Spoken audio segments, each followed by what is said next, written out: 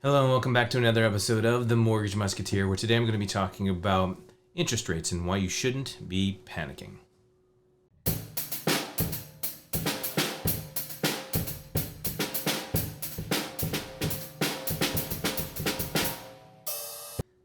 Okay, so the biggest thing that I hear right now is, oh my gosh, interest rates are going through the roof. It's going to just devastate the housing market and the world as we know is going to end as far as real estate is concerned. And what I want to be able to do here is really show you historically where interest rates have been. We as human beings tend to have a very, very short memory about what has happened in the past. And it's also relative, right? So we only think in the last couple of years at the most. We don't think about historically and where the rates actually have been over a long period of time. And what I want to show you is the graph where basically rates have been between 6 and 8% for a very long time on average. There's been some higher spikes in the 80s, and then it's gone lower recently. And we have really been living in a fantasy world as far as interest rates are concerned.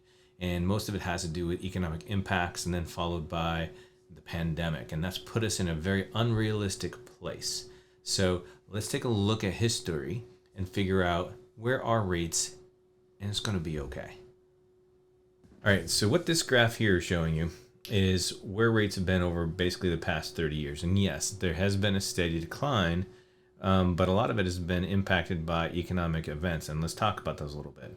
So first of all, back in the 70s, and everybody's heard, oh, I remember back in my day when interest rates were like in the 70s. Yeah, they really were in the 18%. Right, it spiked, and this was crazy inflation. Right, and that's a little bit why today's inflation rates are a little bit concerning. We don't think they're going to go way up here again, but it is going to create an increase in interest rates. They did get it under control, and you can see that it traded from 86 to the 90, basically 90, somewhere in between 11% and a low of 9%. Right, and people still buying houses. And then for a really nice band here, and this is probably the majority of it, you were somewhere between 10%. Before it actually broke down into the 6% range. All right, so in here you're going anywhere between the 8%, 10%, and up and down. So you can see it trades in a band, and it did that for a good 10 years.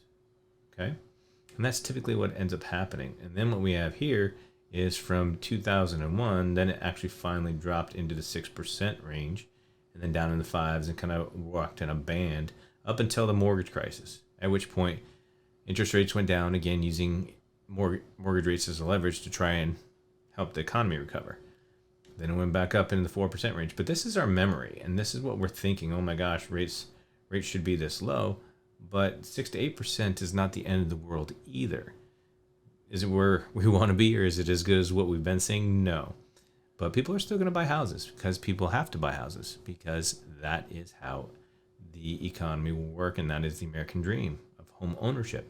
So although rates are going up, and this doesn't actually show where rates are, rates are, up into this, 4% range, they're getting closer. A lot of them are in the 4% range now, and it may even climb higher, because if you look back in August of 2018, where we were headed right before the pandemic, it was actually climbing, and we all thought it was going to be in the 5% range. And this doesn't actually show where the rate locks were. All the rate locks were actually a little bit higher. Okay, so when we actually get to what the interest rates are going to be, we may be looking at the 5% range again, 5, 6, who knows, even 7%. Now, what impact is that going to actually have on the market? Well, overall, it is going to reduce some people's buying power. All right, so if they were buying, $350,000 home before, now maybe they can only afford a $300,000 house. So that is going to definitely impact the buying power out there. And how does that play into the market?